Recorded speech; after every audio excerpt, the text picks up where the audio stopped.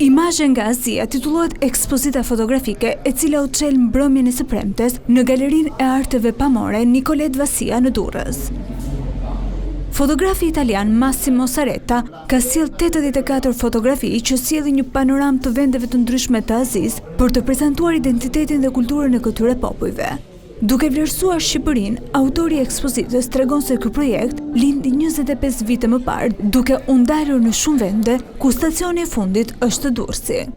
Abbiamo fatto, diciamo, un lavoro che... Imazhe nga Azia, në fakt, ka lindur 25 vite më parë, me një projekt të mëparshëm të zhvilluar në Indi, që përfshin rreth 8 vite punë.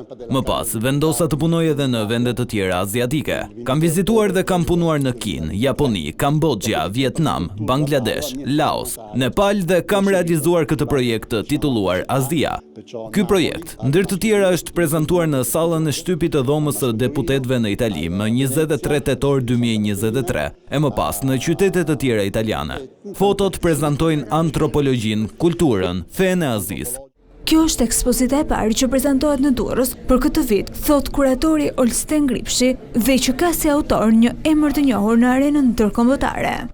Viti i ri në Durrës nis me një ekspozitë tepër të rëndësishme të një fotografi tepër të rëndësishëm në nivel ndërkombëtar, si kundërsh Massimo Saretta, i cili vjen për herë të parë në galerinë e qytetit të Durrësit, por edhe në Shqipëri, sjell një botë të largët si kundërsh Azia, të përzierë midis disa vendeve të largëta, dhe është një rrugtim sa artistik, ashtu dhe konceptual, antropologjik, kulturor, social dhe politik, të një pune kërkimore të fotografit italian në 20 vite të themi të përvojës të tij në Azi.